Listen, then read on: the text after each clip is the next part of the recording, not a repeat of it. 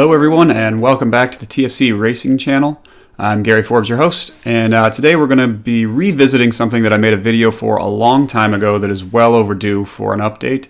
It is the how-to team time trial.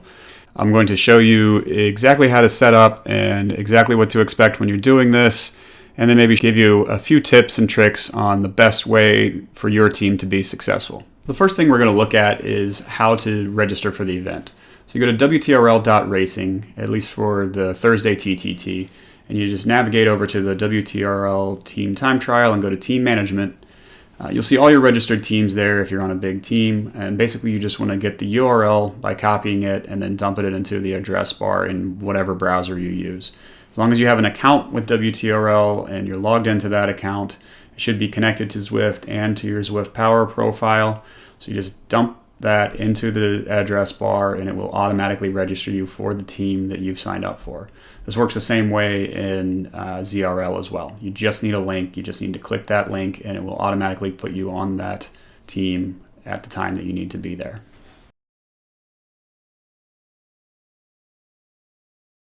All right, next we're going to look at setting up Discord for use during the race. This is an app that's probably one of the more popular ones that people use. It allows you to communicate with your entire team during the race, and it's relatively easy to use. So let's look and see the best ways to set that up. Okay, so to use Discord, you first want to find the server that's set up for voice activity for your team. Up in the top right corner, you can go into the settings, and that's where you can choose whether you want voice activity or push to talk to be your default setting.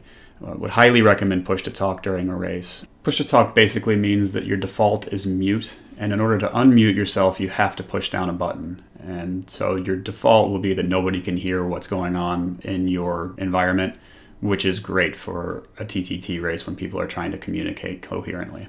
And when you use push to talk, you basically just have to hold down the button the entire time you're using it. You can also mute yourself by pushing the microphone on the bottom. You can turn it into speaker mode if you really want to, or you could broadcast what you're doing to Discord, let people watch if you have a fan base, and that's one way to do it. And then exiting the channel is as easy just pushing the red phone button on the bottom right. Okay, so now you're basically set up for everything you need pre-race. You've signed up for the event, you've got your Discord set up, you're in the right channel, you're ready to go.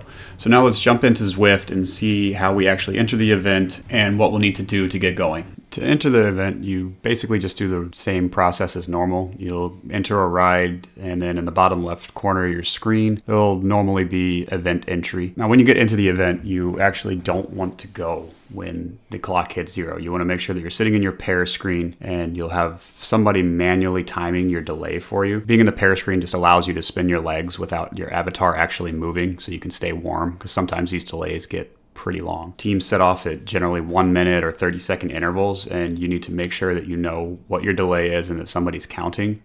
Then as soon as you're about 20-30 seconds away, you leave your pair screen and go into the pen as normal and wait for the clock to hit 0. Then you go as normal and try and keep up with your team, group up, and hit it. All right, next we'll look at watching a race if you're de-essing and how you can do that without actually being in the race. So in your main menu, you want to find the world that the race is taking place. I'm choosing Watopia here and just choosing a random person to look at. You do not have to use the ride with feature. You can just go into the world as if you're on a normal ride. Then on Companion, as you can see in the bottom left corner, you want to try and find that Zwifter. So we've got Richard here, and then you want to go to Fan View. And as soon as you find that, you click on Fan View, and it'll then switch over, and as long as you're in the same world, you can then view that rider on your screen and watch their entire race from this view. You can even shift the views that you're looking at, so you can use the number keys to determine different views, which I'll show in an actual race here in a little bit. Some of them are better than others for actually watching these events. So again, fan view is the way to go here if you're de-essing or just want to watch one of these races. Now, if an event is taking place in a world that is not one of the ones currently in rotation, all you have to do is just create a meetup. And you can see I'm doing this on the screen right now in Companion. You just go to Events, and then up at the top, the picture with the 3 people allows you to create a meetup. Just set it for a time, sometime around the time of the beginning of the race. Obviously, you want to start it a little bit before. Choose whatever world it is that you want to go to. You will have to add at least one more person, but just choose somebody randomly, and obviously they don't need to attend if they don't want to. And then set your meetup, and it will give you a cue to join that meetup the next time you log into Zwift. Okay, so let's do that. Let's watch one of these races, and we'll start with the start. So a couple of schools of thought here, but typically my groups tend to try to do this as if it's a real Zwift race. We usually hit it pretty hard out of the gate. You want to get up to speed as quickly as possible, because every second you're not going fast is a second you've lost to another team that might be. So it might burn you a match or two, but it's at the beginning of the race. You're usually pretty fresh, so it's usually not that big of a deal. Designate your first person who will be taking a pull. Have them hit the front as soon as possible and get in order and start going. So here's another one, same idea, just hit it really hard out of the gate and group up as quickly as possible. And then the person who's designated to take the first pull, just make sure that they get to the front as soon as they can. Make sure everybody's connected, that you don't see any 1 second, 2 second gaps on the right side, and have everybody confirm that they're on with the group through Discord, and away you go. Okay, the next thing we want to discuss here is how do you establish pull order and pull length. And this is a source of a lot of debate in the community, and there are a lot of different schools of thought, but I tend to lean towards one heavily because in experience I found it is a lot easier to ride to a specific wattage and to handle it this way. So my personal theory and what I tend to favor is that you establish a target wattage within your group, something that most of the people in the group can handle for anywhere from 30 seconds to a minute, or maybe even a minute 15 in some cases. And every single person tries to hit that wattage when they're on the front. Tends to make for smoother pulls. If you're only trying to target a certain wattage, you don't tend to see quite so many surges when people hit the front. You can vary the pull length to make sure that riders don't burn themselves out by going too hard if that specific wattage is too hard for them, or too easy if it's not. Heavier riders tend to be able to put out more wattage and lighter riders less. Now, if you have a super light rider in your group, you really need to make an adjustment for that. They tend to go just as fast with a little bit less. They're not picking up quite as much wind resistance. In that case, drop down to a lower number and have them target that, something that's within the realm of reason for them, in like a 30 to 45 second pull. But everybody else target a specific wattage and then adjust their pull length based on how long they can probably hold that wattage, and then recover in the draft and then pull again 3 minutes later, 4 minutes later, 6 minutes later, however many people you have and however long their pulls tend to be. Another school of thought tends to center around targeting a speed, which generally speaking is probably about the same as targeting a wattage. The only problem that you tend to run into there is on hillier courses. It's very, very hard to account for the fact that you're going to go significantly slower up a hill, and then you would need to therefore go a lot faster on the flats if you want to achieve that speed. So again, targeting a wattage is something that's a little bit easier to digest and to think your way through as you're riding one of these events. So I would really suggest that, at least as a starting point, and then you can adjust from there as you gain more experience. And one thing I'll add, when you use the watt target, because everybody's using the same watts, it really doesn't matter what order you use. So I tend to just go alphabetically based on what it shows in Discord. I'm constantly looking at the phone to use push to talk, as I displayed earlier. So it's got a list of everybody alphabetically, and I can just keep an order based on what I see on the screen. And since everybody's pushing the same wattage and recovering at roughly the same wattage, it really doesn't matter what order you put everybody in. There's not going to be anybody who's that much stronger. Now, it could be a little bit more challenging if one person has a super long leg and you use the strategy where the next rider up also sits in second position. But as long as you're willing to mix that up a little bit, it shouldn't really put too much stress on any single rider. So next we'll look at what to do after you finish taking a pull.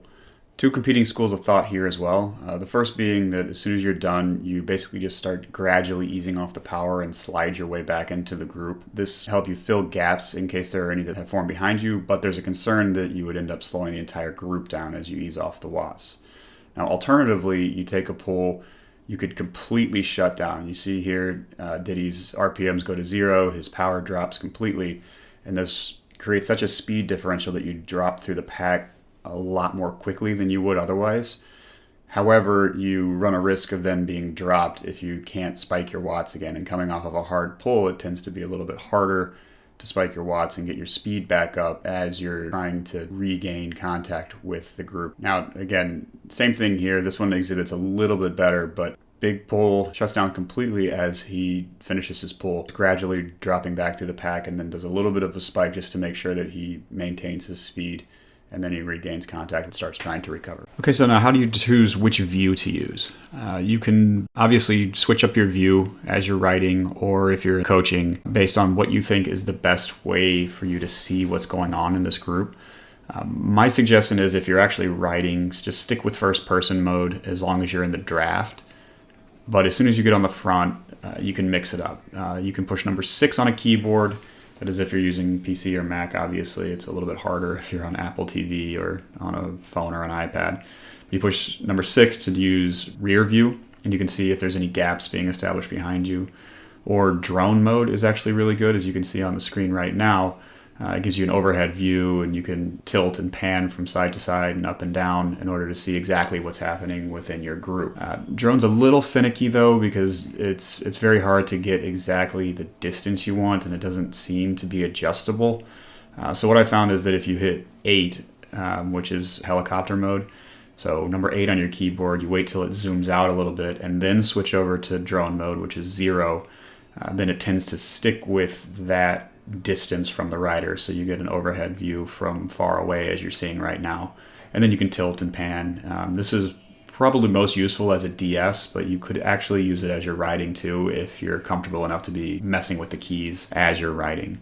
Wouldn't suggest it for everybody, but it is a pretty cool mode, and it should be very, very helpful to see whether you have gaps forming behind you, whether anybody's off the back, whether you can press on and everybody's comfortable, or if you need to slow down and regroup. So what do you do if somebody gets stuck on the start line for a few seconds, or they get dropped up a hill or something along those lines? Again, a strategy that you have to think through and a decision you have to make on the spot. Is it going to be too much of a sacrifice to wait for that person, or do you bring them back? We tend to always want to bring somebody back if they get dropped at the beginning, especially in the longer ones. You have plenty of time to make up for the lost time.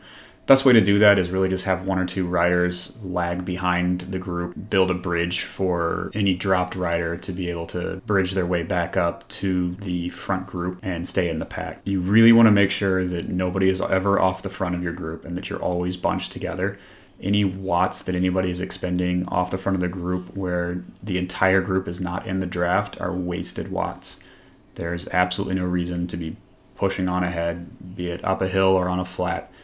Anytime that the group is not benefiting from the draft that you're creating, all you're doing is just wasting energy. Your time doesn't stop until the 4th person gets across the line.